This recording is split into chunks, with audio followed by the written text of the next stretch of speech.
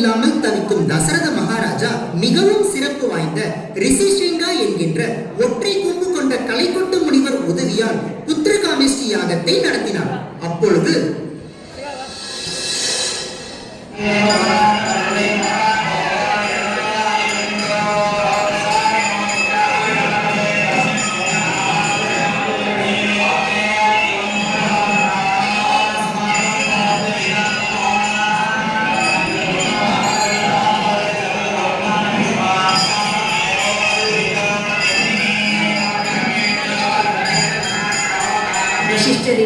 இந்த புத்திரகாமேஷ்டி யாகம் மூலம் என் கவலை தீரும் என்று நம்புகிறேன். கவலை வேண்டாம் தசரதா, நிச்சயமாக தீரும். இந்த புத்திரகாமேஷ்டி யாகம் என்பது மிகவும் சிறப்பு வாய்ந்த யாகம். அது மட்டும் இல்லாமல் இந்த யாகத்தை நடத்துவது ரிஷிஸ்ருங்கா என்கின்ற கலைக்கோட்டு முனிவர். ஆகையால் நம்பிக்கையோடு இரு தசரதா. அரசே, புத்திரகாமேஷ்டி யாகம் சிறப்பாக முடிந்தது. உங்கள் வேண்டுதலை முறையிடுங்கள். யாகதேவா, வணங்குகிறேன். சூரிய குலம் தழைக்கவும் இந்த நாடும் நாட்டு மக்களும் நன்றாக வாழ எனக்கும் என் 3 மனைவியர்களுக்கும் புத்திரர்களை அருளுங்கள்.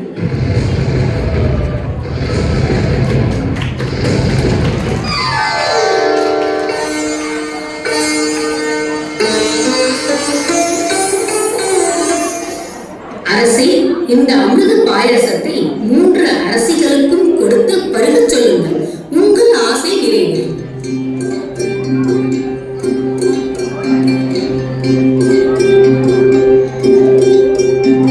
யாருங்கே? மகாராணியர்கள் 3 வரச் சொல்லுங்கள்.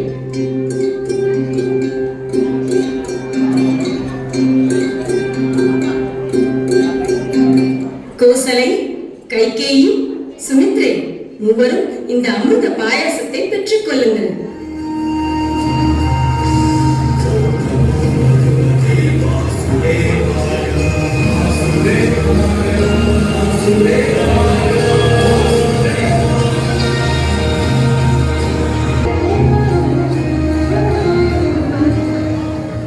மூவரும் அவரவர் இடத்திற்கு இந்த பிரசாதத்தை எடுத்துச் செல்லுங்கள். 3 தலைக்கு ஸ்நானம் செய்துவிட்டு பிரார்த்தனை செய்த பிறகு இந்த பிரசாதத்தை பருகுங்கள். அப்படியே செய்கிறோம் குருவே. அவர்கள் இடத்திற்கு சென்று அவர்களுடைய அமிர்த பாகத்தை அவர்கள் இடத்தில் வைத்துவிட்டு ஸ்நானம் செய்ய செல்வது.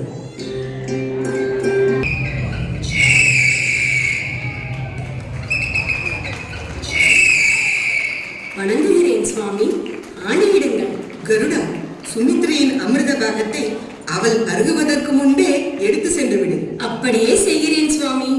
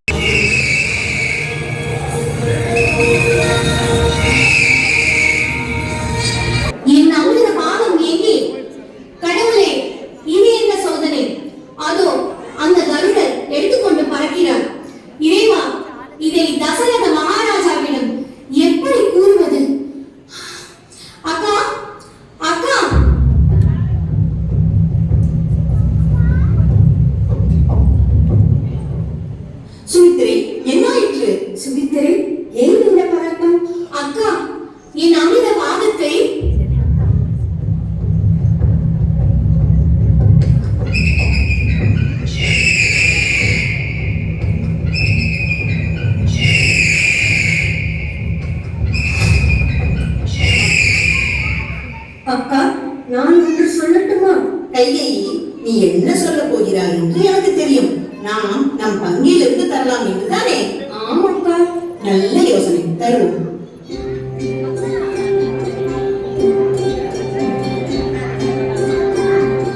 சுமித்திரை, இதில் பாதியை நீ எடுத்துக்கொள். சுமித்திரை, இதிலும் பாதியை நீ எடுத்துக்கொள். கோசலை தன்னுடைய அமிர்த பாகத்திலிருந்து பாதியை சுமித்ரையின் பாகத்திற்கு சென்று விட்டார்.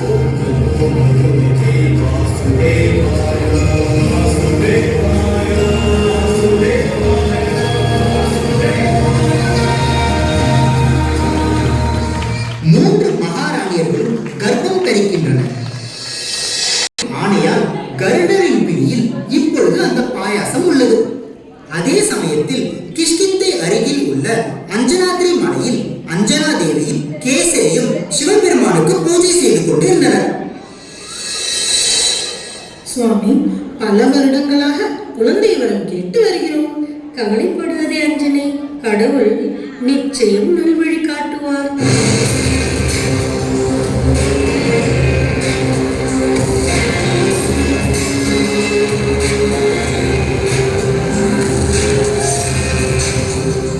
சிவபெருமான் தான் இன்னும் அவதாரம் எடுக்க முடியவில்லையே என்ற வருத்தத்தில் உள்ளார்.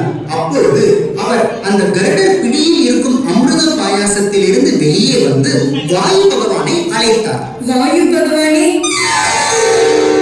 வணங்குகிறேன் சுவாமி. வாயு, உன் சக்தியை பிரயோகித்து எங்களை இந்த கருடரிடமிருந்து விடுவித்து விடு.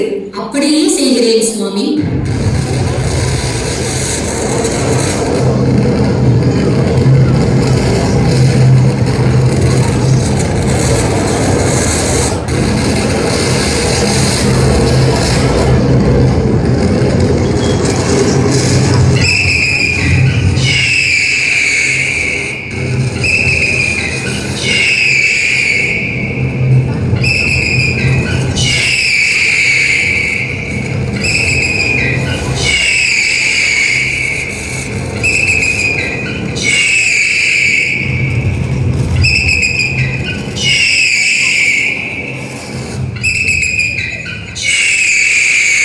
சுவாமி, என்ன இது?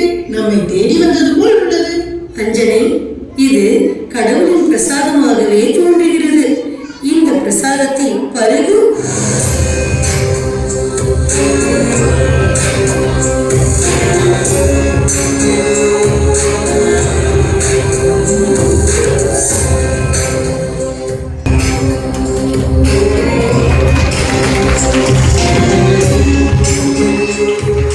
சுவாமி, சிவபெருமான் நமக்கு அருளிய குழந்தைக்கு என்ன பெயர் வைக்கலாம்? அஞ்சனை, பார்ப்பதற்கு மிகவும் அழகாக உள்ளான். அதனால் சுந்தரா என்று பெயர் வைப்போம். சுந்தரா, சுந்தரா, சுந்தரா. இவன் வாயு பகவானால் நமக்கு கிடைத்த பிரசாதம் என்பதால் இவனுக்கு வாயுபுத்ரா என்றும் பெயர் வைப்போம்.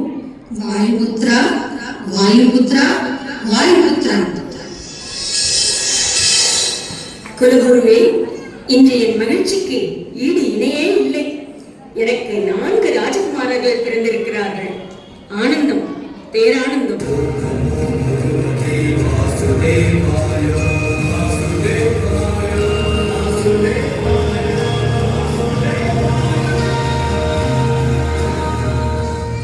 அவர்களுக்கு நீங்கள் தான் பெயர் சூட்ட வேண்டும். என் கோசலையின் மகனுக்கு ராமர். ராமர், ராமர், ராமர். என் கைகேயின் மகனுக்கு பரதன். பரதன், பரதன், பரதன். என் சுமித்ரையின் மகன்களுக்கு லக்ஷ்மணன், சத்ருக்னன். லக்ஷ்மணன், லக்ஷ்மணன், லக்ஷ்மணன். சத்ருக்னன், சத்ருக்னன், சத்ருக்னன். ராமர், பரதன், லக்ஷ்மணன், சத்ருக்னன். ஆஹா, இந்த மகிழ்ச்சியான தருணத்தை நாட்டு மக்கள் அனைவரும் ஆடல் பாடலுடன் கொண்டாடுங்கள்.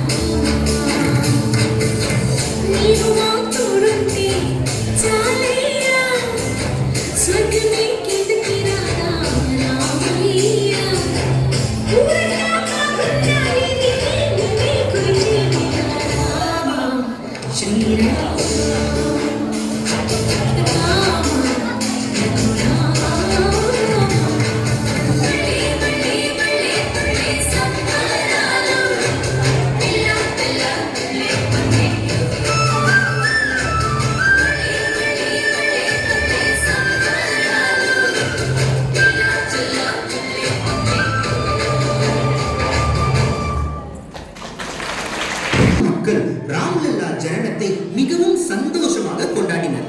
அதே சமயத்தில் அரண்மனையில் 4 குழந்தைகளும் அழுது கொண்டே இருந்தனர்.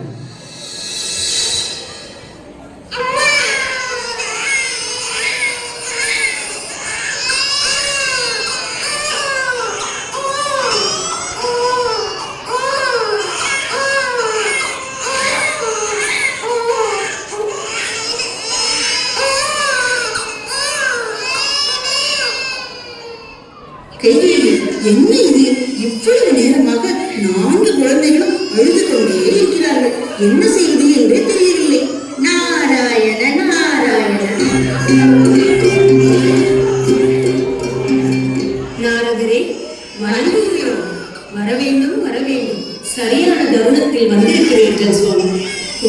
நால்வரும் அழுது கொண்டே இருக்கிறார்கள்.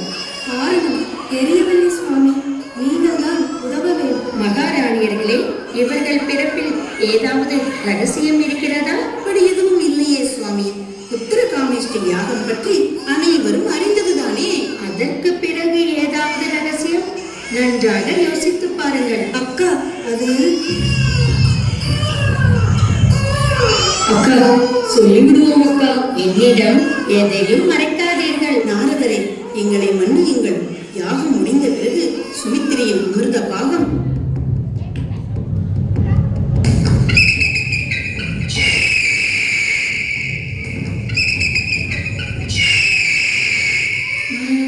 இப்பொழுது எனக்கு புரிந்துவிட்டது. சுமித்ரை, லக்ஷ்மணனை தூக்கிக் கொண்டு வா இங்கே. சுவாமி, லக்ஷ்மணன். சுமித்ரை, லக்ஷ்மணனை ராமர் பக்கத்தில் படுக்கவே.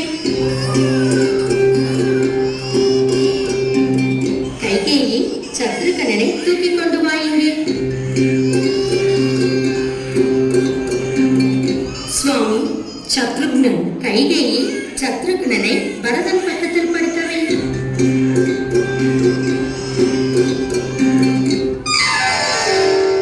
நாரதரே, 4 குழந்தைகளும் அழுகையை நிறுத்திவிட்டார்களே.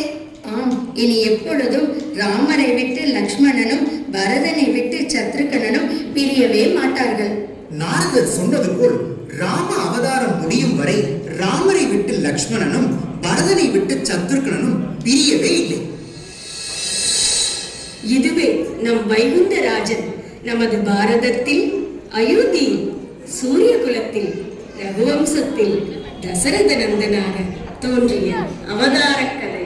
இதை வீராணு எஸ் சபரியின் இயக்கத்தில் செவ்வாய்ப்பேட்டை வாசவி மகிழா சமாஜத்தினர் நாடகமாக நடித்து காட்டிய ராம்லலா ஜனனம் ஆன்மீக நாடகத்தை பார்த்தவர்களும் கேட்டவர்களுக்கும் அனைத்து சௌபாகியங்களும் கிட்டட்டும். ஜெய் ஸ்ரீராம். ஜெய் வாசகி.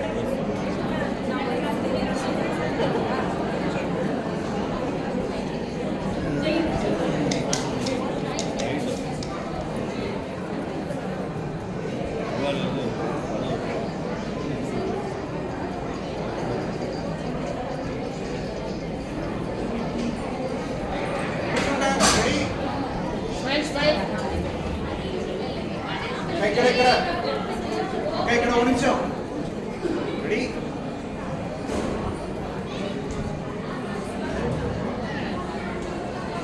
నా ఫోన్ పట్టుకొని చదివించు